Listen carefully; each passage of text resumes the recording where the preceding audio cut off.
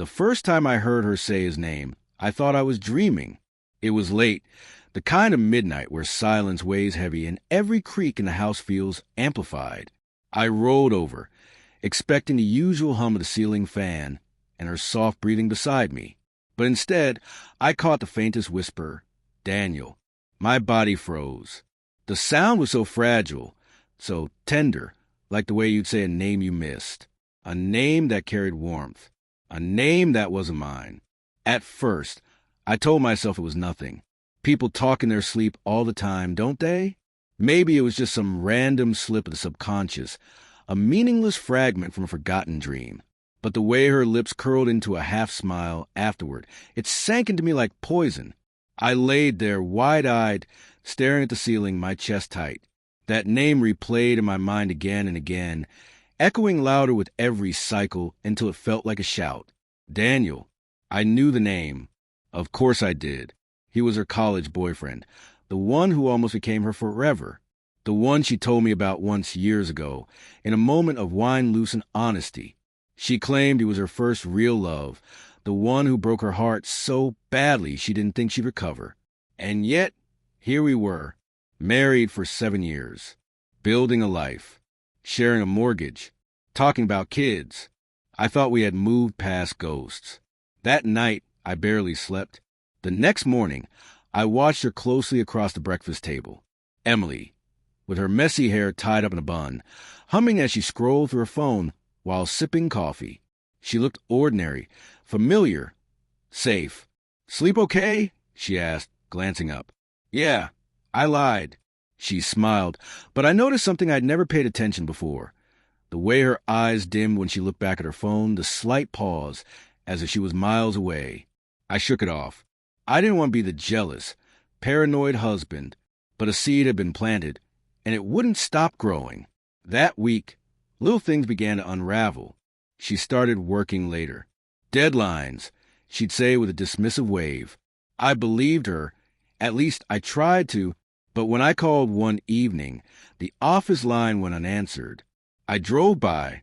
The parking lot was nearly empty. Her car was gone. When she got home 2 hours later, cheeks flushed, she smelled faintly of cologne I didn't wear. "Where were you?" I asked, forcing my voice to stay calm. "Out with coworkers. You know, post-work drinks. Don't look at me like that." She laughed it off, kissing my cheek, but her eyes darted away too quickly. I told myself it was fine. People are allowed lives outside of marriage, but doubt has a way of twisting even the smallest cracks into gaping wounds. One night, unable to sleep, I went to the kitchen for water.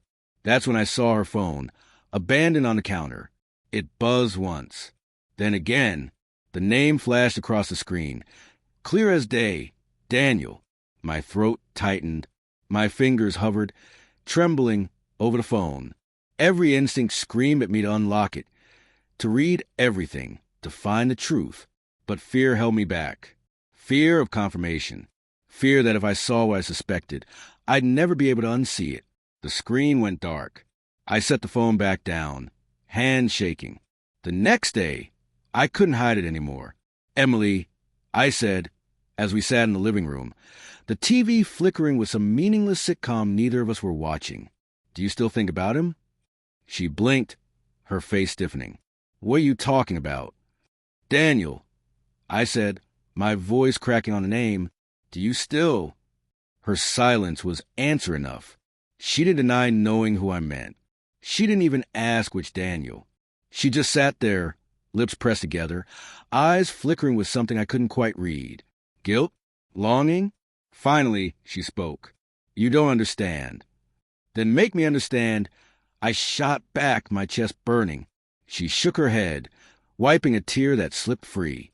"It's complicated." Complicated. The word rattled inside me like broken glass.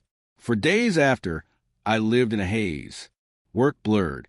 Meals tasted like cardboard. Every laugh, every touch from her felt staged, as if we were actors trapped in a crumbling play. I needed answers. So, one Friday night, when she claimed she was going to catch up with co-workers, I followed. I parked a block away and trailed her on foot, my heart hammering so loud I thought it would give me away. She walked quickly, head down, until she reached a dimly lit cafe tucked in the corner downtown. Through the window, I saw him, tall, sharp-featured, with that easy confidence I could never quite fake.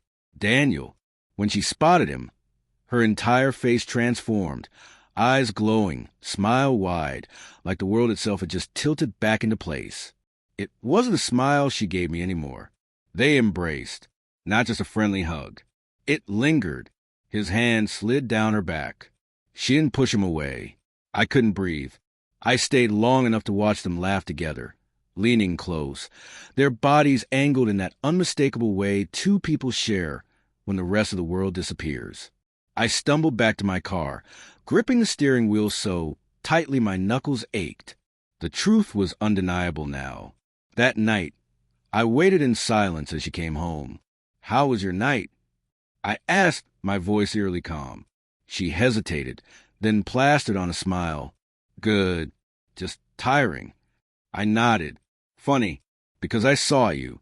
Her face drained of color. The bag slipped from her hand, hitting the floor with a dull thud. "You followed me? Don't turn this on me." I snapped. "You lied. You've been lying." Tears welled in her eyes, but she didn't speak, didn't deny, didn't fight. That silence, God, that silence was worse than anything she could have said. "Do you love him?" I whispered, my voice breaking. Her lips trembled. She looked at me, and for a fleeting second, I saw the truth written there. "Yes," she whispered back. The word shattered me. I left the house that night, aimless, driving until the roads blurred. I pulled over by the river, the water reflecting the cold glow of the moon. My chest felt hollow, like someone had carved me out from the inside. I replayed everything. Our wedding vows, the trips we'd taken, the late-night talks where we promised forever.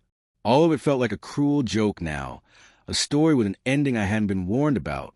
How long had I been sharing my bed with a stranger? The days that followed were unbearable. She tried to talk, tried to explain, but what explanation could stitch back a heart that had been torn apart?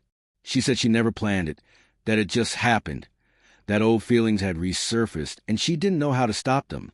She swore she still loved me, that I was her home, her stability. But love isn't supposed to have an asterisk. I realized then that betrayal isn't just about lies. It's about the theft of trust. Once it's gone, no apology, no explanation, no desperate plea can ever restore it fully. The collapse came quietly. I packed my things one evening while she sat in the kitchen, sobbing. I didn't yell. I didn't slam doors. I just folded my shirts, zipped the suitcase, and paused one last time at the doorway. She looked up at me, eyes red, face broken. "Please," she whispered, "don't go. We can fix this." But in her voice, I heard the same cracks I had lived with for months. The half-truths, the hesitation, the ache of someone torn between two worlds. I couldn't live like that. "I hope he was worth it," I said softly, and then I walked out. The night air hit me like a wave, sharp and biting. But for the first time in weeks, I felt something resembling clarity.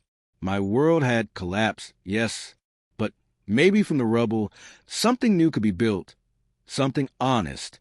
As I drove away, the house shrinking in my rearview mirror, I realized that betrayal doesn't just end a marriage. It ends a person you thought you were. The man who trusted blindly, who believed love was unshakable. He no longer existed. What remained was someone harder, scarred, but maybe stronger. And though it hurt like hell, I knew one truth above all. Sometimes a collapse isn't the end. It's the beginning of who you're forced to become when the person you loved most leaves you with nothing but ashes.